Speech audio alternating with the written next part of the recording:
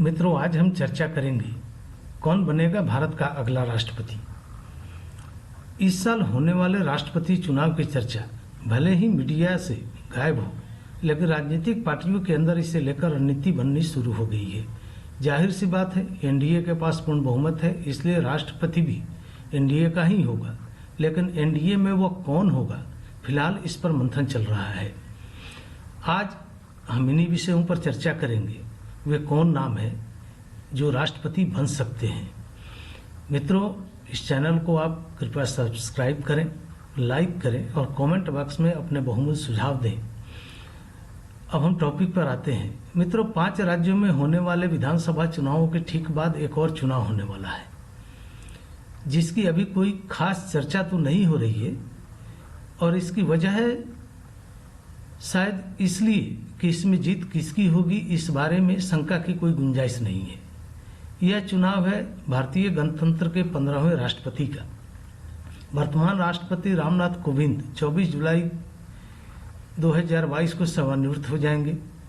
हालांकि संविधान में ऐसा प्रावधान नहीं है कि कोई भी व्यक्ति को उस पद पर दोबारा न चुना जाए, पर 5 साल के कार्यकाल के बाद राष्ट्रपति की सेवानिवृत्ति एक परंपरा सी बन गई है। भारत के प्रथम राष्ट्रपति डॉक्टर राजेंद्र प्रसाद ही लगातार 2 बार इस पद पर चुने गए थे। उसके बाद किसी और को यह सौभाग्य प्राप्त नहीं हुआ। वैसे कोविंद अब तक के इकलौते गैर कांग्रेसी राष्ट्रपति हैं। भारत के 11वें राष्ट्रपति डॉक्टर एपीजे अब्दुल कलाम भी गैर कांग्रेसी थे, पर उन्हें वामपंथी दलों को छोड़कर अन्य सभी दलों का समर्थन प्राप्त था और उनका चुनाव सिर्फ सांकेतिक था। वर्तमान सरकार अगर चाहे तो इस परंपरा से हट भी सकती है, पर इस बात की संभावना कम ही दिखती है कि कोविंद को फिर से एनडीए का उम्मीदवार घोषित किया जाएगा।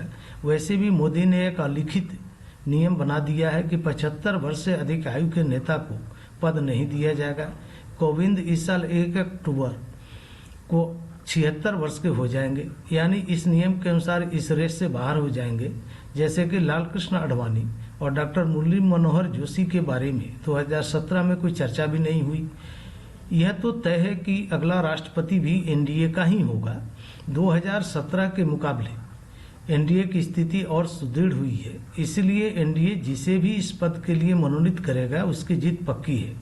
सवाल सिर्फ यही है कि कौन बनेगा राष्ट्रपति का चेहरा। इस सूची में सबसे पहले जो नाम आता है वह है वर्तमान उपराष्ट्रपति एम वेंकैया नायडू का। नायडू पूर्व में बीजेपी के राष्ट्रीय अध्यक्ष पद पर रह चुके हैं। वाजपेयी और मोदी मंत्रिमंडल में दायित्व भी संभाल चुके हैं। इस वर्ष जुलाई में 73 वर्ष के ही होंगे। उनके चुने जाने की स्थिति में 75 वर्ष के नियम का उल्लंघन भी नहीं होगा। नायडू जब 2017 में उपराष्ट्रपति चुने गए तो ज्यादातर लोगों का मानना था कि उन्हें राष्ट्रपति बनना चाहिए था और रामनाथ कोविंद को उपराष्ट्रपति। जहां नायडू को पूरा देश जानता था, कोविंद के बारे में लोगों को कम ही पता था। बहरहाल बीजेपी ने जो फैसला लिया उस पर कोई विवाद नहीं हुआ और कोविंद बड़े आसानी से विपक्ष की प्रत्याशी मीरा कुमार को हराकर राष्ट्रपति पद के लिए चुन लिए गए। वैसे नायडू को राष्ट्रपति चुनने के लिए एक लघु परंपरा को तोड़ने की जरूरत पड़ेगी। जहां प्रथम राष्ट्रपति डॉक्टर सर्वपल्ली राधाकृष्णन के बाद किसी को इस पद पर 2 बार नहीं चुना गया है। नायडू से पहले 3 उपराष्ट्रपतियों को राष्ट्रपति बनने का सौभाग्य प्राप्त नहीं हुआ। वे हैं कृष्णकांत, भैरव सिंह शेखावत और मोहम्मद हामिद अंसारी। कारण था केंद्र में सरकार का परिवर्तन। कृष्णकांत का कार्यकाल जब 2002 में पूरा हुआ तो उस समय अटल बिहारी वाजपेयी प्रधानमंत्री थे। बीजेपी से उम्मीद नहीं की जा सकती थी कि वह किसी कांग्रेसी नेता को राष्ट्रपति बनाए और एनडीए के पास पर्याप्त वोट भी तब नहीं था। लिहाजा डॉक्टर अब्दुल कलाम के रूप में एक ऐसे व्यक्ति के नाम पर चर्चा हुई जिस पर वाम दलों के सिवाय सभी की सहमति थी। जहां राष्ट्रपति के चुनाव में संसद के दोनों सदनों के अलावा राज्य के विधानसभा सदस्य भी मतदाता होते हैं, वहीं उपराष्ट्रपति का चुनाव सांसद करते हैं। लिहाजा भैरव सिंह शेखावत पहले गैर कांग्रेसी और पहले बीजेपी के नेता थे जिनका उपराष्ट्रपति पद के लिए चुनाव हुआ। पर जब उनका कार्यकाल समाप्त हुआ तो केंद्र में कांग्रेस पार्टी के नेतृत्व में यूपीए की सरकार थी। शेखावत को एनडीए ने अपना उम्मीदवार तो बनाया, पर जीत यूपीए की प्रत्याशी प्रतिभा देवी सिंह पाटिल की हुई। शेखावत के बाद हामिद अंसारी उपराष्ट्रपति चुने गए और जब उनका कार्यकाल समाप्त हुआ तो केंद्र में मोदी सरकार आ चुकी थी।